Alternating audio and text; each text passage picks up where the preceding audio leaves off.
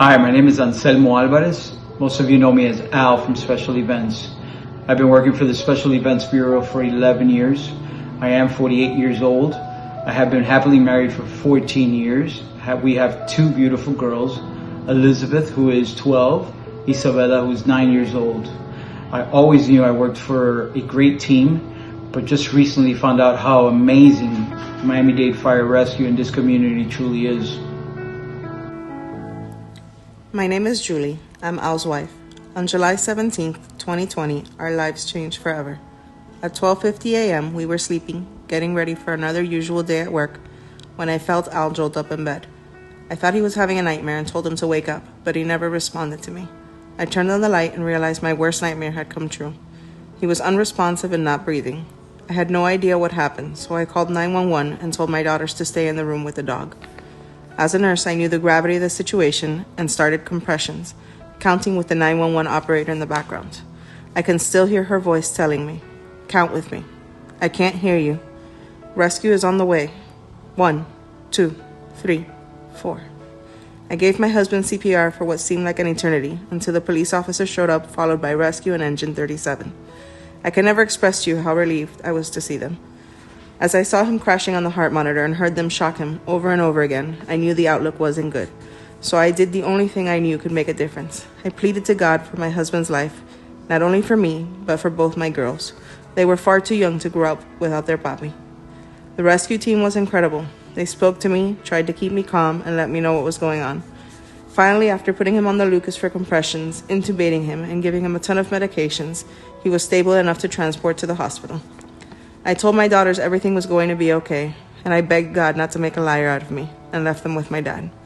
As I sat in the rescue, I remember asking the driver why they weren't moving.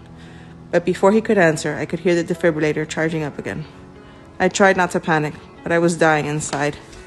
We finally made it to Kendall Regional Emergency Department, and they rushed him into a room, and so many people surrounded him, I couldn't even see them anymore. The truth is, I don't remember anything from that night or the next 6 days, so I can only tell you what I have heard. That night in the emergency room, they continued to work on me, trying to stabilize me. It turned out I had a massive heart attack with 100% occlusion in the left anterior artery and 90% occlusion in the right coronary artery. I would later find out this heart attack is referred to as a widowmaker heart attack. Once I was stabilized in the emergency room, I was taken for an emergency stent replacement and balloon pump placement. My wife was told by multiple doctors things didn't look good, but they were going to do everything they could. Once the procedure was complete, I was transferred to ICU. That night, my wife got a phone call from the cardiologist. He told her I needed to go for an Impella pump insertion because my organs were failing. My liver and kidneys were shutting down and my heart wasn't pumping enough for them, even with the balloon pump. Little had I known, by that point in time, my wife had organized an entire army of prayer warriors. Not only my family and friends were praying for me, but also my coworkers, my community, and people all over the country I had never even before met.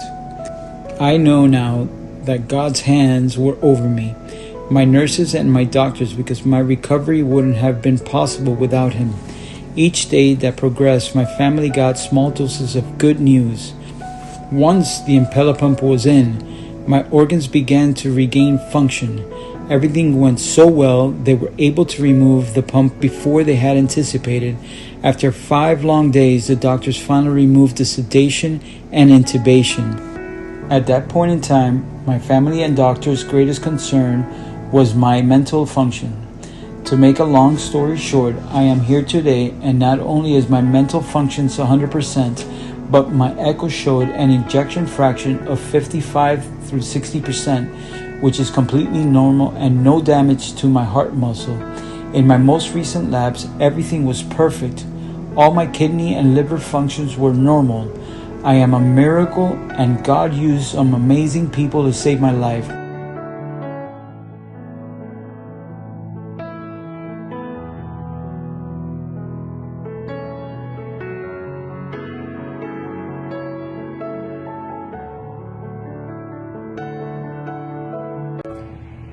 A very special thank you to Alan Kaminsky, the crew at Station 37, and all of MDFR for their continuous prayers and support. Throughout his entire hospitalization and recovery, so many people from MDFR reached out to me and my family to see if all our needs were being met and to see where they could lend a helping hand. We are eternally grateful for the support of our family, friends, and MDFR. Thank you.